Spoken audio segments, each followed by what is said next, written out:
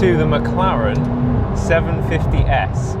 750 brake horsepower, 0 to 60 in 2.7 seconds, a top speed of 206 miles an hour, 800 Newton meters of torque, all of it coming from a 4-litre twin-turbo V8 that's mounted in the middle of the car, sending all of that power to the rear wheels, and it only weighs just under 1,400 kilograms, which is lighter than my A45 by 200 kilograms. And somehow you're able to deliver that power to the road. I do not understand how this thing works. It is quite literally magic. So when I collected this car a few days ago, the guy who handed it over to me, Joe, I'm pretty sure he could tell that I was pretty nervous.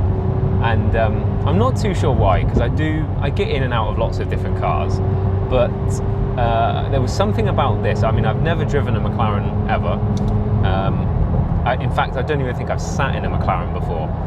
But when I got in this car, within 10 seconds, you can tell that this is a very different experience. It's barely a car, to be honest. It's like nothing else I've ever driven. I've been in supercars, and they're like really fast cars, but this is like a bespoke piece of machinery. It's so different. If I said race car, that would probably be the best way to describe it, but I'm not even sure that would give you the right idea.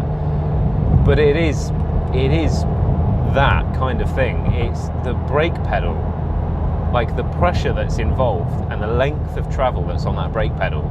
I was actually in traffic the other day, and I had we were stuck for a while, and in a lapse of concentration, the car started creeping forward because I wasn't stamping on the brake hard enough. Even though I thought I was on it, you really need to like mash the brake pedal. The throttle pedal, again, has a really long travel. The steering is so heavy, it's like go-kart steering. Everything about it, the windscreen you have, it's like this huge canopy that kind of, it doesn't go over you, but it feels like it does. I think because it kind of goes over your eye line. And I was actually driving it 2 days ago in the wet while it was raining.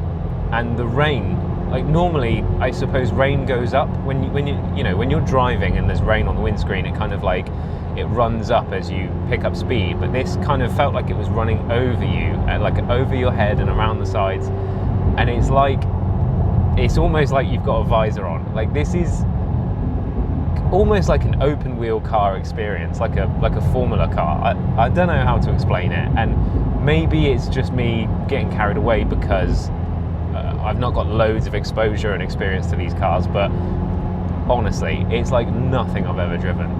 When I started this channel, the main kind of approach I wanted to take, and to be honest, I did this because I thought it would help with getting access to cars, was I didn't want to put my opinion across. So the idea was I was just going to talk about the specs, like performance, characteristics, features, and I wasn't going to say what I liked or disliked. But when you get something like this, it's really hard to not just gush over it. It's incredible. In fact, I tried to watch some reviews before this just to get an idea of what other people are saying. And the main criticism everyone had was that it was too similar to the 720s. Now, I haven't driven the 720s, so I couldn't even comment.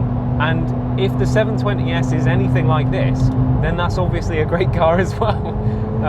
This is magic.